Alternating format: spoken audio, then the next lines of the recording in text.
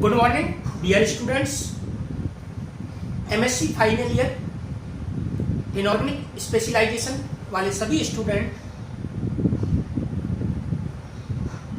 ध्यान से इस टॉपिक को पढ़ेंगे। ये इलेक्टिव पेपर नंबर 4 है इनऑर्गेनिक स्पेशलाइजेशन के लिए, जिसका नाम पॉलीमर्स है।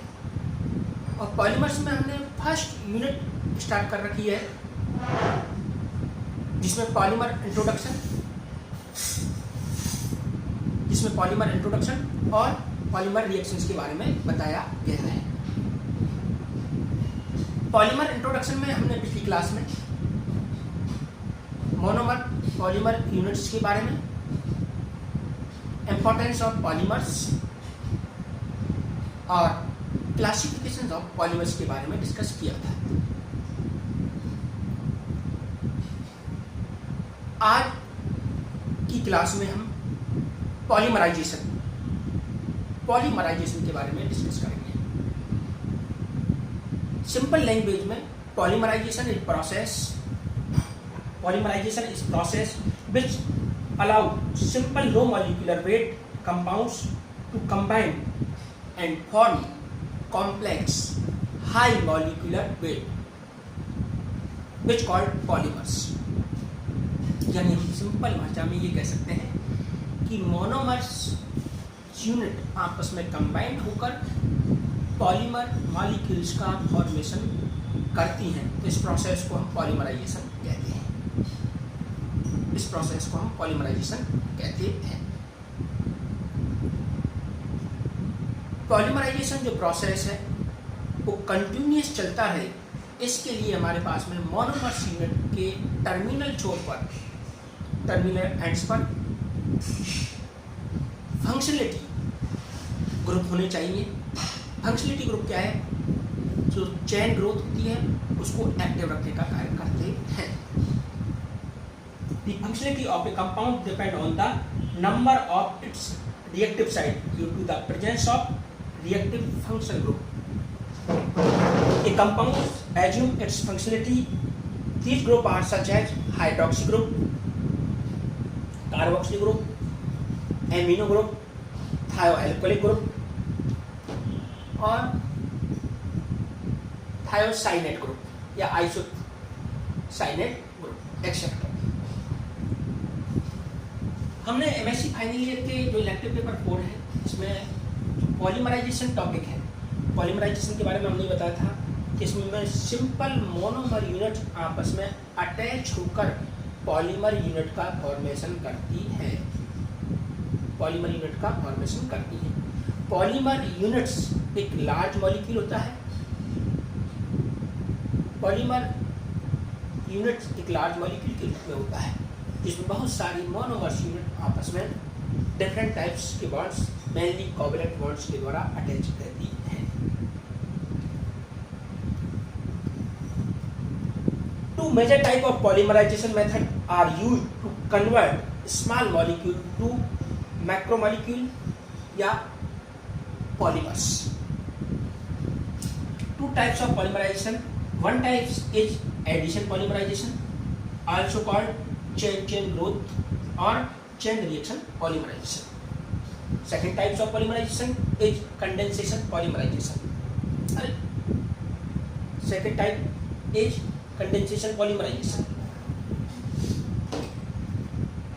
हम सबसे पहले एडिशन पॉलीमराइजेशन लेंगे।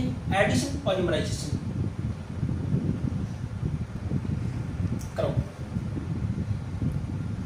This type of polymerization is characteristic by self addition of the monomer molecule. Self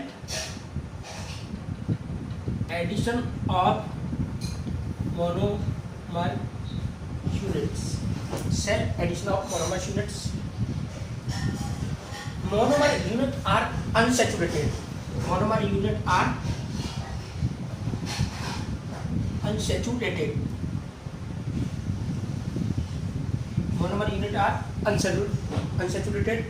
Nothing is eliminated as result of this type of polymerization. Nothing is eliminated, यानी केवल only major product is obtained, no obtained any side product. Okay बच्चों, higher molecular weight each polymer is attained at once, only monomer and polymer are present, only monomer and polymer are present at during of polymerization. Only monomer units add to growing chain. Chain growth at active site, the active centers, involving opening of double bonding by active species like free radicals or ions. Ions are two types: cationic or anionic polymerizations. Initiator generate active species that attack monomers.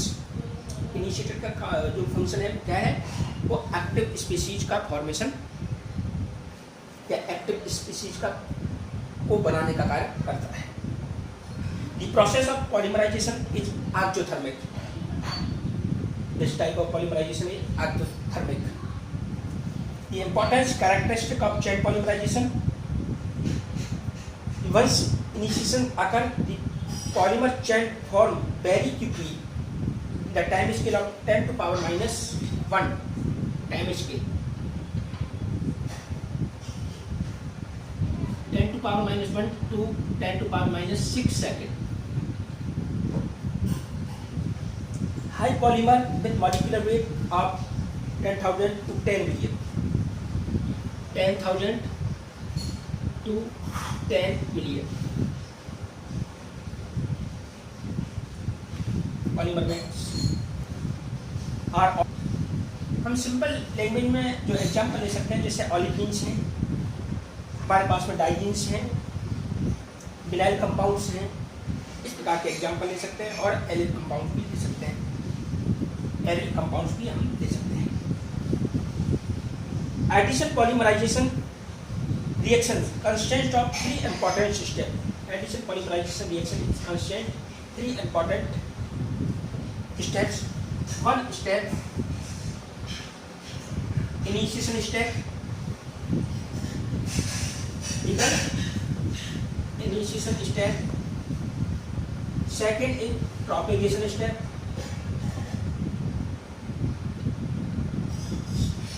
Third is terminal step.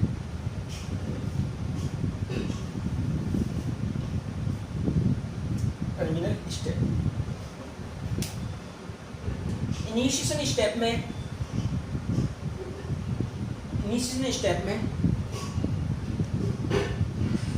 Active species का formation होता है by the initiator. Initiator के रूप में हम peroxide ले सकते हैं, रेजिसेंस ले सकते हैं और डिफरेंट टाइप के कैटलिस्ट काम में ले सकते हैं. इनिशियल स्टेप में हमको एक्टिव स्पीशीज ऑब्टेन होती है या एक्टिव स्पीशीज का फॉर्मेशन होता है. प्रोपेगेशन स्टेप में many initiation steps are active to another monomer unit and formation large unit. ये large active units. Terminal step में लार्ज एक्टिव यूनिट्स हैं, इनिशिएशन यूनिट्स हैं, वो आपस में अटैच होकर चेन टर्मिनेट कर देती है, यानी रिएक्शन को समाप्त कर देती है. The addition polymerization reaction depending on the mechanism. Three types of addition chain polymerization reaction. Three types of addition chain polymerization reaction. Free radical addition polymerization. इसमें हम फर्स्ट ले रहे हैं free radical addition polymerisation.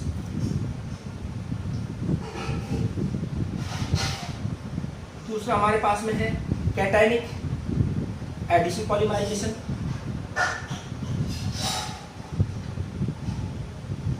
Addition polymerisation, cationic addition polymerisation. और third है हमारे पास में जो anionic addition polymerisation.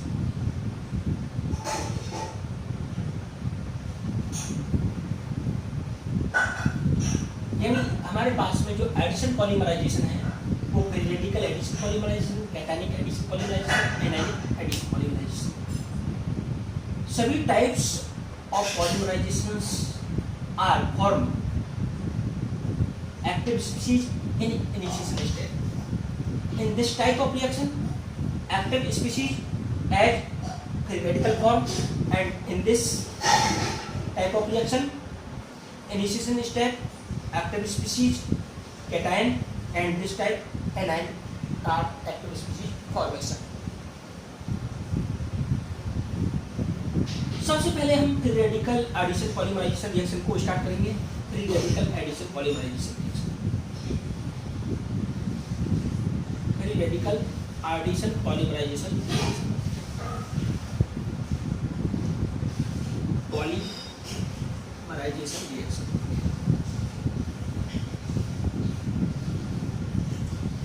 In free radical polymerization, the initiator generate free radical as the active species through its homolytic decomposition। यानी इस टाइप की polymerisation reactions में होमोलाइटिक क्लीवेज के द्वारा फ्री रेडिकल का फॉर्मेशन होता है बाय द इनिशिएटर के द्वारा। At first we discuss free radical initiator. Free radical initiator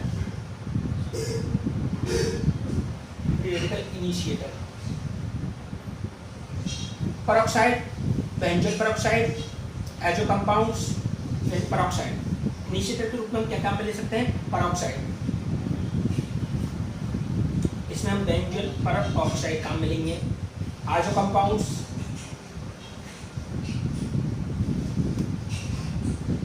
दूसरा हमारे पास में रेडॉक्स सिस्टम पर सल्फेट, बाइसल्फाइड, लाइट और आयनाइजिंग एडिशन। लाइट और आयनाइजिंग एडिशन हम इनिशिएटर के रूप में काम में लेंगे free radical addition polymerisation reaction करेंगे। The initiator are thermally unstable compounds and decompose into product called free radical. Initiator thermally unstable compounds यानी बहुत ही स्थायी होते हैं, अनस्टेबल होते हैं। हल्की सी रेडिएशंस गिरने पर उनका होमोलाइटिक क्लीवेज हो जाता है और इनिशिएटर का फॉर्मेशन करते हैं, इनिशिएटर के रूप में फ्री रेडिकल का फॉर्मेशन करते हैं। यदि हम आर इनिशिएटर काम में लेते हैं, एक R is initiator when energy is supplied to this compounds, say in the form of heat, the molecule is split into symmetrically components. Each component carry with one of the electrons from this electron pair. This type of decomposition is called homolytic decomposition। यानी इसका जो formation होगा initiator का वो homolytic cleavage के रूप में होगा। इस तरीके से ये हमारे पास में फ्री रेडिकल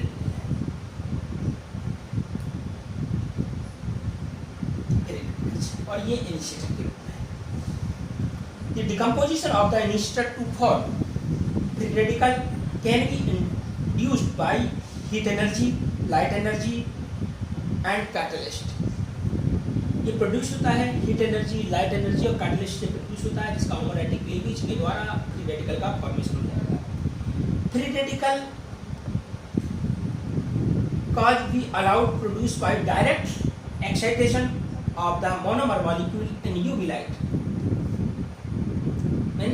UV light देखिए इस तरीके से पहली स्टेप में फॉर्मेशन होगा, रेडिकल का। देखिए हमारे पास में मोनोमर मॉलिक्यूल से है, एक अनसैचुरेटेड हैलाइड है मोनोमर यूनिट के रूप में। ये हमारे पास में मोनोमर मॉलिक्यूल है, इसके हम 2 मॉलिक्यूल्स लेते हैं मोनोमर्स। अब इस पर रेडिएशन डाला HU, एक्टिव साइट का फॉर्मेशन करेगा, एक्टिव साइट का फॉर्मेशन करेगा और ये हायर एनर्जी वाला मॉलिक्यूल या excited monomer molecule excited monomer molecule. इसके बाद में ये टूट जाता है, इसके बाद में ये टूट जाता है मोनोमर रेडिकल के रूप में। देखिए बच्चों इस तरीके से CH3 CH X इस तरीके से टूट जाएगा ये। और दूसरा, in this type of reactions monomer absorb energy and convert excited state, then its decompose as radical form CH2 CH CH2C। यहाँ से H का एलिमिनेशन हो जाएगा और X, इस तरीके से ये रेडिकल की फॉर्म में जाएंगे, मोनोमर रेडिकल, इनको बोलते हैं हम मोनोमर्स